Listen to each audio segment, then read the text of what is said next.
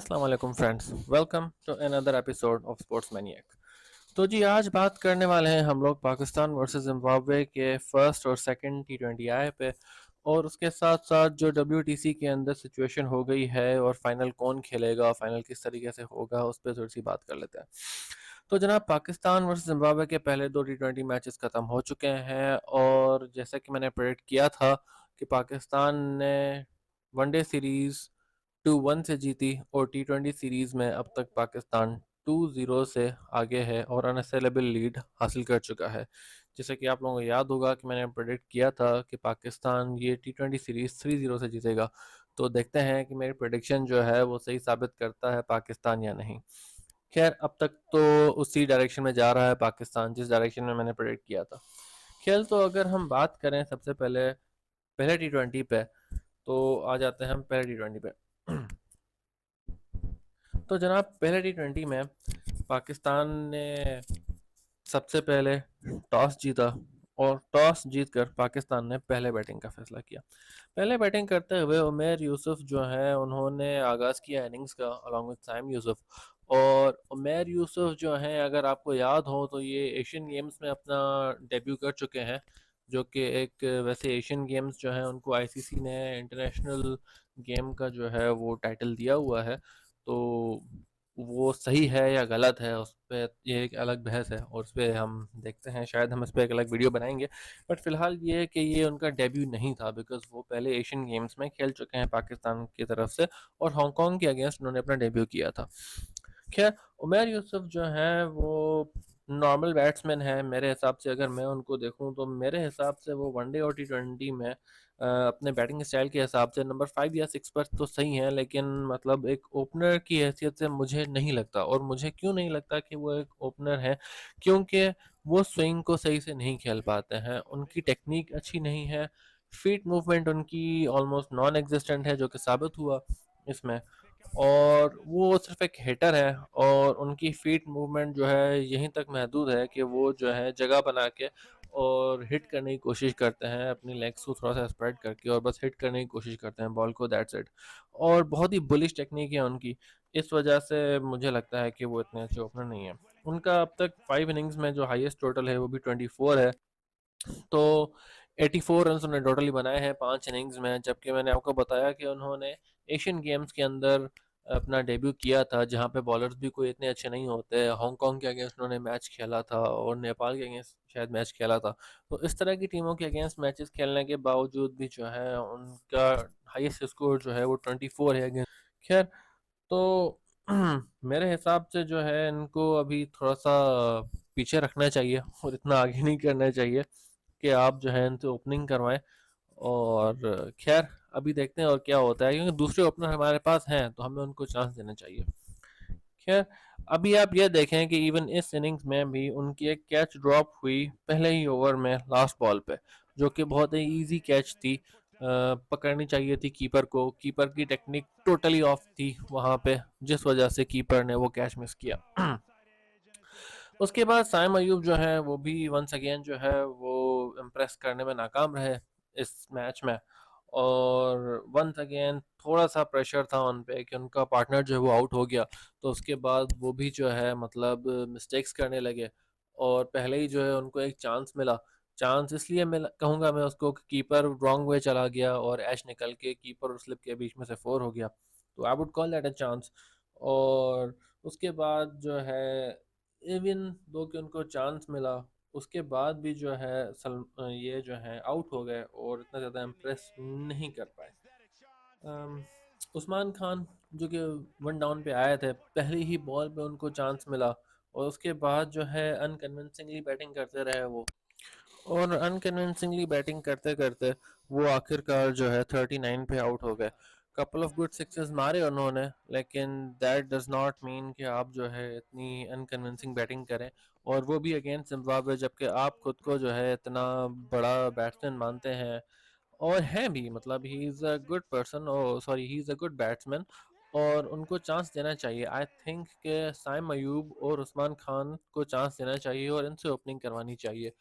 I know मैं बार बार कहता रहा हूँ कि साइम अयूब जो है he has failed to impress, but still even though he has failed to impress, फिर भी साइम अयूब जो है इस वक्त जो है मेरे ख्याल से सबसे बेस्ट चांस है हमारे पास कि हम इनको थोड़ा सा ग्रो करें और वनडे और T20 के लिए इनको हम यूज़ करें एज एन ओपनर।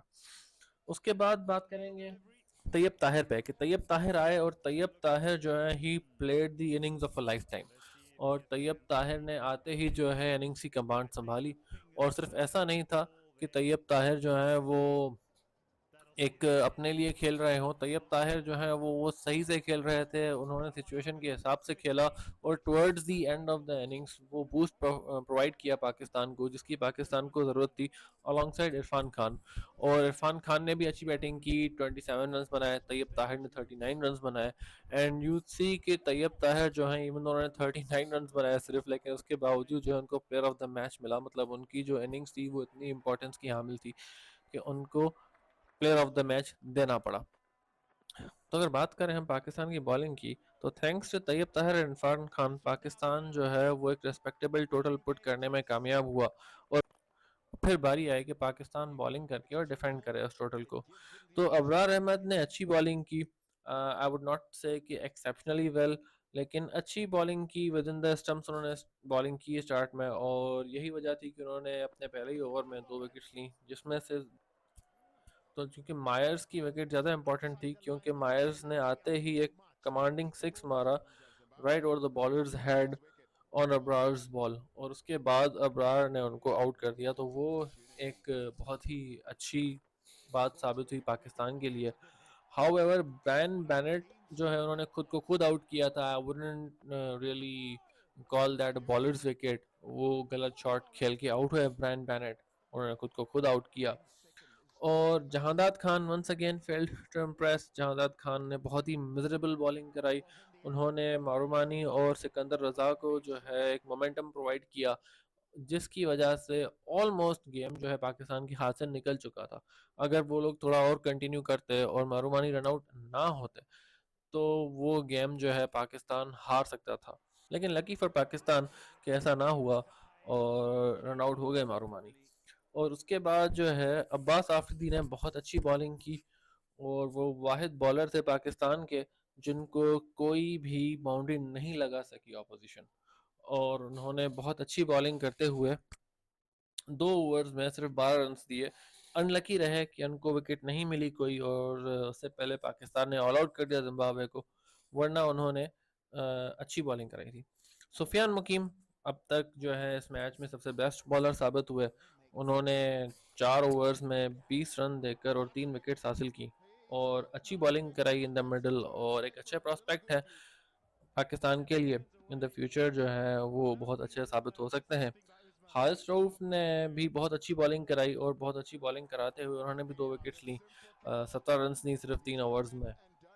तो ओवरऑल जो है पाकिस्तान उनको कंट्रोल करने में कामयाब हो गया, and majorly thanks to the bowling of Abbas Afridi and Sufiyan Muqeem, जिन्होंने बहुत कंट्रोल कर लिया उनको और उनको रन अवे नहीं करने दिया विद द शो। क्योंकि अदरवाइज जहाँ पे मारूमानी और सिकंदर रजा खेल रहे थे तो वहाँ पे बहुत मुश्किलात का सामना कर सकता था पाकिस्तान, अगर रन आउट ना होते मारूमानी वहाँ पे, मैं फिर से कह रहा हूँ। तो खैर उसके बाद उन्होंने कर्व डाउन किया, हारिस रऊफ ने अच्छी बॉलिंग कराई, विकेट टू विकेट बॉलिंग कराई, और उसके साथ जहांदाद खान ने भी एंड में आके विकेट ले लिया। खैर वो विकेट उन्होंने लिया तो नहीं, सिकंदर रजा ने खुद को खुद आउट किया। सिकंदर रजा क्योंकि लेफ्ट राइट सेंटर विकेट्स गिर रही थी, तो सिकंदर रजा से वो प्रेशर बर्दाश्त नहीं हुआ। और जहां वो देख रहे थे अपने आप को कि हम जो है इतनी कमांडिंग पोजीशन में जा रहे हैं, 75-76 रन थे हमारे, और हम रिक्वायर्ड रेट से ज़्यादा ही रन्स बना रहे थे पर ओवर, और बहुत इजी था हमारे लिए कि हम यहाँ से नच करके मैच को अपने नाम कर लें। वहाँ पे जब उन्होंने देखा कि रन्स ड्राई अप हो गई हैं तो उन्होंने कुछ अलग करने की कोशिश की, और उस अलग करने की कोशिश में ही आउट हो गए वो। एंड इसी तरीके से पाकिस्तान जो है अपना पहला मैच जीत गया, जिसमें पाकिस्तान को बहुत मुश्किलात का सामना करना पड़ सकता था। पर खैर जैसा कि मैंने पहले ही बताया कि उसका मैन ऑफ द मैच जो है वो तैयब ताहिर को मिला, and that's how the first match ended. अब बात कर लेते हैं सेकंड T20 की। तो जनाब सेकंड T20 जो है वो जैसे ही शुरू हुआ, तो सेकंड T20 ने मुझे मुन्ना भाई MBBS मूवी की याद दिला दी। आपको वो फेमस डायलॉग तो याद होगा मुन्ना भाई MBBS का, इसमें सर्किट मनाबे से कहता है कि यार ये तो शुरू होते ही खत्म हो गया। भाई ये तो शुरू होते ही खत्म हो गया यार। ये मैच जो है, ये मैच तो शुरू होते ही खत्म हो गया, क्योंकि इस मैच में पाकिस्तान ने इतनी अच्छी बॉलिंग कराई कि जिम्बाब्वे के पास कोई आंसर नहीं थे पाकिस्तान के स्पिन अटैक के लिए। खैर इस मैच में भी स्टार्टिंग में ब्रायन बेनेट और मारूमानी ने बहुत अच्छी बैटिंग की, और जैसे कि मैं पहले मैच के एनालिसिस में जिक्र कर रहा था कि अबरार जो है उसने अच्छी बॉलिंग कराई, लेकिन ही वाज नॉट एक्सेप्शनल। और ये साबित हुआ सेकंड T20 में कि स्टार्टिंग के 3 ओवर्स में जहांदाद और अबरार को ऐसी मार पड़ी कि वंस अगेन ऐसा लग रहा था कि Zimbabwe is on their way to a respectable total. लेकिन उसके बाद एक मेजर और मैसिव कोलैप्स हुआ जिम्बाब्वे का, कि फोर्थ ओवर से लेके नाइन्थ ओवर तक कंसिस्टेंटली उनकी हर ओवर में विकेट्स गिरती रहीं, जिसकी वजह से वो संभल ही नहीं पाए। और सिर्फ 10th ओवर ही ऐसा ओवर था जिसमें विकेट नहीं गिरी, और उसके बाद फिर से जिम्बाब्वे की पूरी टीम जो है 12.4 ओवर्स में ऑल आउट हो गई for a very meagre score of 57 run. उसमें अगर बात करें तो हारिस रऊफ जो है उन्होंने भी पहले ओवर में अपने रन्स लीक किए, लेकिन इतने ज़्यादा रन्स लीक नहीं किए, 10 रन दिए लेकिन रन्स लीक किए। और ऑल्दो उन्होंने चांस भी क्रिएट किया एक, लेकिन खैर हम ये नहीं कहेंगे कि उन्होंने पहले ओवर में रन्स लीक नहीं किया, उन्होंने पहले ओवर में रन्स लीक किया।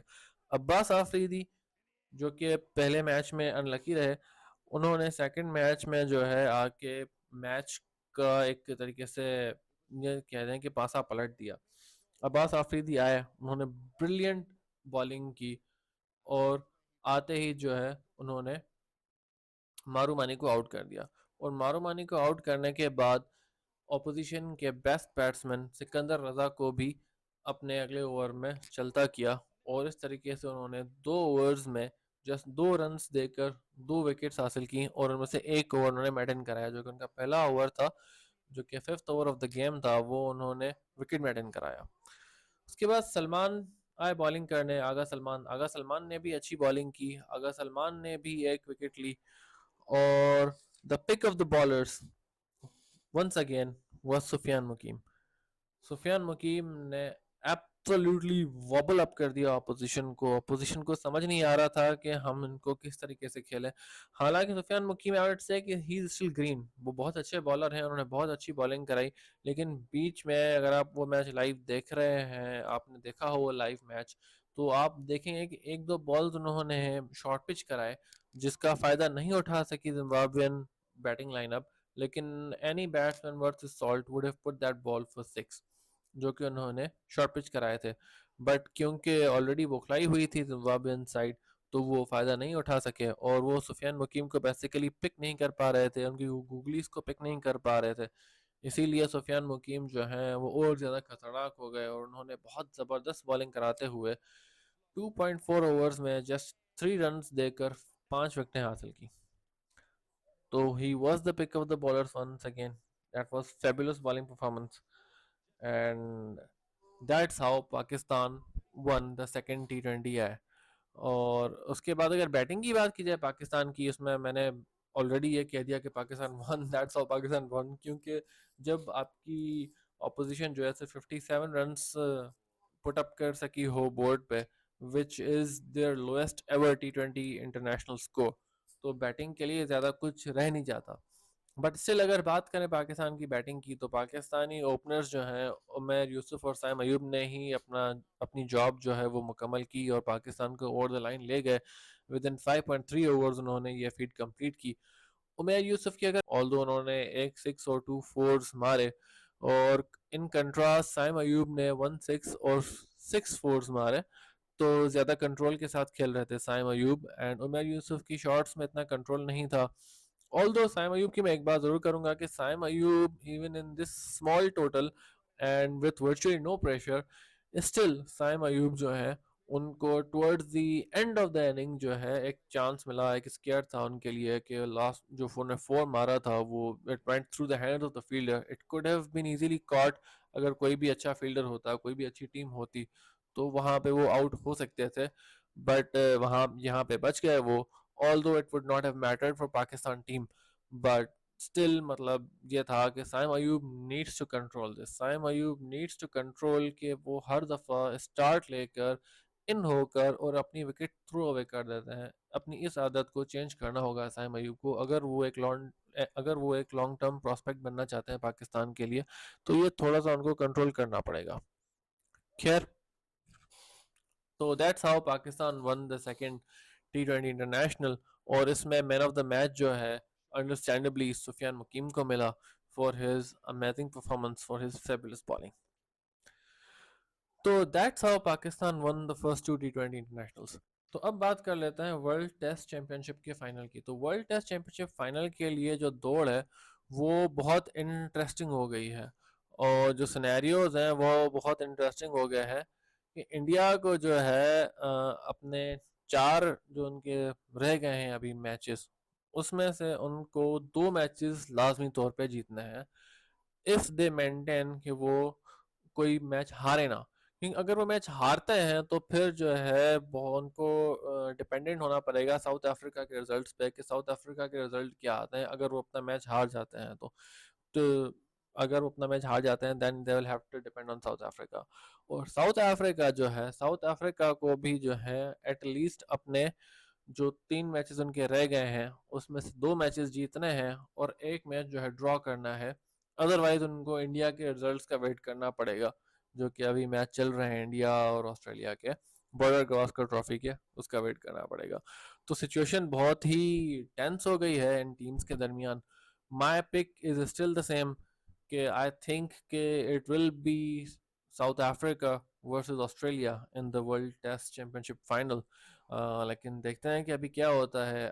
इंग्लैंड वर्सेस न्यूजीलैंड की जो अभी सीरीज चल रही है उसमें इंग्लैंड ने पहला मैच जो है हरा दिया न्यूजीलैंड को, और दैट इज़ वाई न्यूजीलैंड के लिए अब बहुत मुश्किल हो गया है कि वो अपनी जगह बनाए इनटू द फाइनल। अब वो डिपेंडेंट हो गए हैं कम्प्लीटली कि दूसरे जो मैचेस हैं उनके रिजल्ट्स क्या निकलते हैं। अगर वो उनके हक में जाते हैं which is a very I think a very very small possibility कि सारे रिजल्ट्स जो हैं वो उनके फेवर में जाएं और इंडिया भी अपने मैचेस हारे, वहाँ साउथ अफ्रीका भी अपने मैचेस हारे।